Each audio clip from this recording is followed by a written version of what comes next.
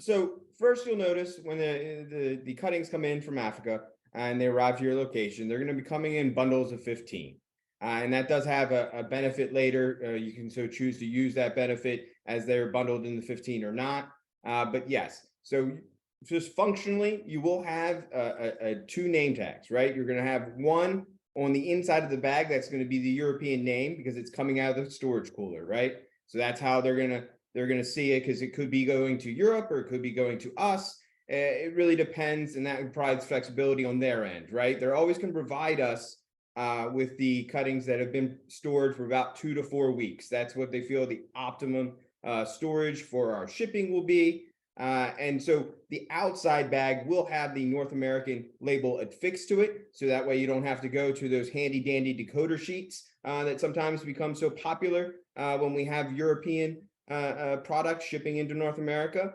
But as Gary mentioned here, we've seen somewhere like a normal liner shrink would be about 5 to 8%, sometimes much larger in worse conditions. But the normal so far URC shrink, we've seen less than 2%. Some growers have been much more successful to where they're getting closer to a 99%, but we don't ever want to say 100% because it is a living product and things do happen.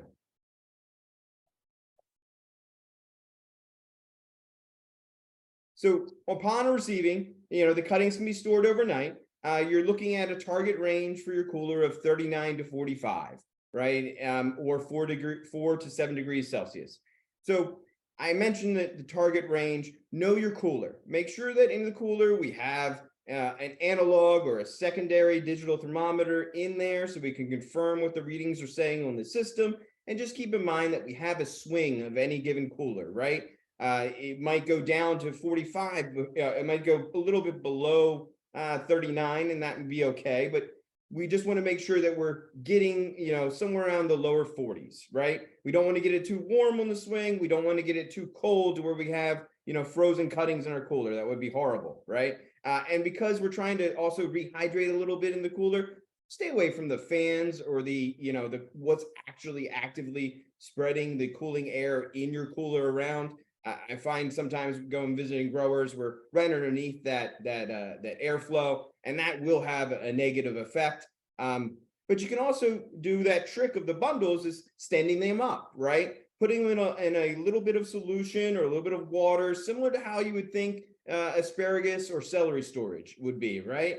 And that can actually help us begin the rehydration process because while they're not fully calloused, they are air healed. So they will pick up some nutrition and moisture, right? But we don't need to get, if we're using like a rooting hormone or something like that, we don't necessarily need to get that on the leaves. We just want to cover the base of the cutting, right? And then focus on the rehydration for the first 48 hours, right? We want to make sure whether we're rehydrating starting in the cooler or once we go under mist, we want to make sure that we're getting a nice turgid cutting before we start backing off our night mist and really get rapid callus formation.